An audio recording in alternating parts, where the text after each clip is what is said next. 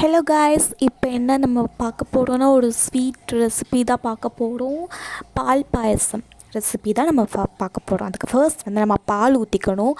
இப்போ நாங்கள் வந்து 1/2 லிட்டருக்கு மேலே வந்து பால் ஊற்றிருக்கோம். அளவு வந்துட்டு இதுக்கு வந்து அளவில் எத்தனை பேர் வேணுமோ அதுக்கு அளவாக நம்ம வந்து பால் ஊற்றிக்கணும். 1/2 லிட்டருக்கு மேலே இப்போ நாங்கள் ஊற்றிக்கிறோம்.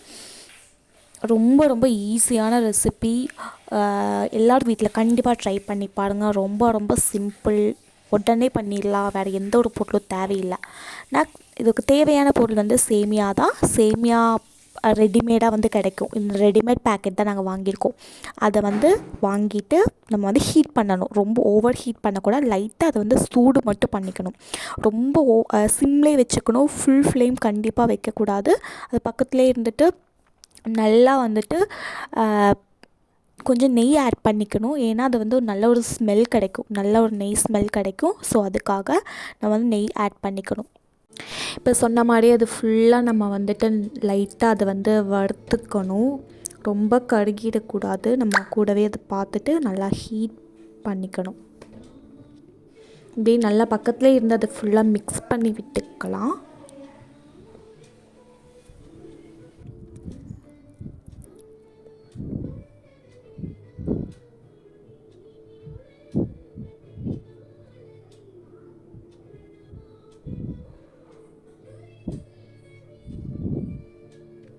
பாருங்கள், இதே மாதிரி விடாமல், கை விடாமல் ஃபுல்லாக அதை வந்து நல்லா மிக்ஸ் பண்ணி விட்டுக்கணும்.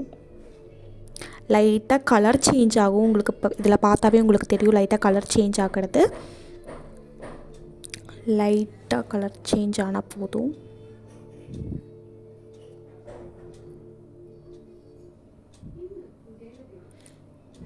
ரொம்பவும் இது வந்துட்டு ஃபுல்லாக ரொம்ப கலர் சேஞ்ச் ஆகக்கூடாது.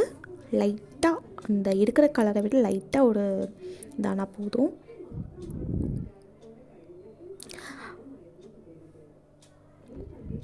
இப்போ வந்து அந்த பால் ஊற்றுனது வந்து நல்லா பாயில் பண்ணிகிட்ருக்கோம். நல்லா அந்த பாலை வந்து நல்லா கொதிக்க விட்டுட்டோம் அப்படின்னா இந்த மாதிரி நல்லா பாருங்கள், நீங்களே பாருங்கள், நல்லா கொதிச்சிட்ருக்கு இந்த பால். நல்லா பால் வந்து பாதிக்கு பாதி ஆகணும். எவ்வளோ நல்லா பால் வந்து நம்ம நல்லா சுண்ட விட்டுருவோமோ அவ்வளோ நல்லா வந்துட்டு பால் பாயசம் வந்து ரொம்பவே டேஸ்டியாக இருக்கும். ரொம்ப பால் வந்துட்டு ஏனோ தானோன்னு அப்படியெல்லாம் ஹீட் பண்ணக்கூடாது. நல்லா கொதிக்க விடணும். இப்போ நல்லா பாதிக்கு பாதி அந்த இதெல்லாம் ஆயிடுச்சு. நிறையா ஆடை வந்தாவே உங்களுக்கு தெரியும். ரொம்ப நேரம் நல்லா பால் கொதிச்சுது. இப்போ வந்து நம்ம அந்த வறுத்த சேமியா வந்து நம்ம ஆட் பண்ணிக்கலாம். ஆட் பண்ணிவிட்டு சேமியா வந்து இப்போ நம்ம நல்லா ராவாக ரோஸ்ட் பண்ணனால அது இன்னும் அந்த பாலில் வந்துட்டு அந்த கொதித்த பாலில் இன்னும் கொஞ்சம் அது பாயில் ஆகணும். இன்னும் அப்போ அந்த பால் வந்து அந்த சேமியா கூட சேர்ந்து நல்லா வந்துட்டு டிக்ரீஸ் ஆகும். அந்த குவான்டிட்டி வந்து நல்லா டிக்ரீஸ் ஆகணும். நல்லா பாலை வந்து சுண்ட விடணும் அந்த சேமியாவோட சேர்ந்து. அப்போ தான் வந்து ரொம்ப டேஸ்டியாக இருக்கும். இந்த சேமியாவும் நல்லா பாயில் ஆகி நமக்கு வந்து கிடைக்கும். பாருங்கள், நல்லா மிக்ஸ் பண்ணி விட்டுடலாம். நல்லா மிக்ஸ் பண்ணிவிட்டு இது இன்னும் வந்துட்டு பால் வந்து கொதிக்கும். பால் வந்து ரொம்ப சுண்ட விடுறதுனால நீங்கள் வந்து கம்மியாகிடும் அப்படின்னு ஃபீல் பண்ண வேணாம். அதில் வந்து நம்ம நெக்ஸ்ட் என்ன பண்ண போவோம்னா, நல்லா பால் வந்து நல்லா கொதிக்க விட்டுட்டு நல்லா கம்மியானதுக்கப்புறம் சுடு தண்ணி வந்து ஆட் பண்ணணும். அப்படி பண்ணோன்னா வந்துட்டு எந்த ஒரு இதுவும் பால் பாயசம் வந்து நம்ம நினைக்கிற மாதிரி நல்லா தண்ணியாகவும் இருக்கும், நல்ல டேஸ்ட்டாகவும் இருக்கும். அதில் வந்து டேஸ்ட் விதத்தில் வந்து எந்த ஒரு டிஃப்ரென்ஸுமே நமக்கு தெரியாது. அதுக்கு தான் நம்ம நல்லா பால் ஹீட் பண்ணணும். பாருங்கள், நல்லா அந்த பால்லாம் ரொம்பவே கம்மியாயிடுச்சு. சேமியா மட்டும்தான் இந்த லெவலுக்கு தெரியும். நம்ம ஃபஸ்ட்டு போடும்போது பால் மேலே இருந்தது, இப்போ சேமியா மேலே தெரியுது பாருங்கள். அந்தளவுக்கு பால் வந்து நல்லா சுண்டி இருக்குது. உங்களுக்கு பார்த்தாவே தெரியும். பாருங்கள், இந்த லெவலுக்கு வரணும். வந்ததுக்கப்புறமா சுகர் ஆட் பண்ணிக்கலாம். ரொம்ப இம்பார்ட்டண்டான விஷயம் சர்க்கரை போட்டு இந்த கொதிக்க விட்ட தண்ணியை தான் ஆட் பண்ணணும். பச்சை தண்ணியை வந்து தயவு செஞ்சு ஊற்றிடாதீங்க. நல்லா கொதிக்க விட்ட தண்ணியை கொஞ்சமாக ஆட் பண்ணி, உங்களுக்கு எவ்வளோக்கோ தண்ணியாக வேணும்னா அந்த அளவுக்கு மட்டும் ஆட் பண்ணால் போதும். இப்போ நாங்கள் கொஞ்சமாக திக்னஸ் போதும்ன்ட்டு நாங்கள் கொஞ்சமாக தண்ணி ஆட் பண்ணோம்.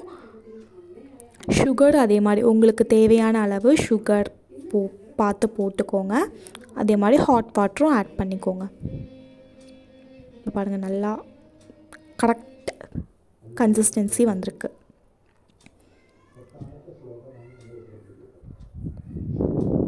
கிட்டத்தட்ட இந்த ரெசிபி வந்து முடிஞ்சிருச்சு. நல்லா அந்த ஹீட், அந்த ஃப்ளேம் ஆஃப் பண்ணவே வேணாம். நீங்கள் அப்படியே அதை ஹீட்லேயே வச்சுருங்க. என்ன பண்ணுறோன்னா நெக்ஸ்ட் வந்து நெய்யில் வந்துட்டு முந்திரி பருப்பு உங்களுக்கு என்னென்ன வேணுமோ அதெல்லாமே ஆட் பண்ணிக்கலாம். முந்திரி பருப்பு, கிஸ்மிஸ், அப்புறம் திராட்சை அதெல்லாம் வந்து ஆட் பண்ணிக்கலாம். நாங்கள் நெய்யில் வறுத்து போட்டுட்டோம். ஸ்டார்டிங்கே போடக்கூடாது, அந்த லாஸ்ட்டு அந்த இறக்க போகிற டைமில். அப்புறம் லாஸ்ட்டாக என்ன பண்ணணுன்னா, இதுவும் ரொம்ப முக்கியமானது, ஏலக்காய் பவுடர். ஏலக்காய் வந்து நல்லா பொடி பண்ணி போட்டுருங்க. அது லாஸ்ட்டாக இறக்க போகிற ஸ்டேஜில் ஏலக்காய் பவுடரை வந்து போட்டுக்கலாம். அப்போ தான் நல்லா ஒரு டேஸ்ட்டு, நல்லா ஃப்ளேவர் கிடைக்கும், நல்லா வாசமாக அந்த பால் பாயசம் வந்து இருக்கும்.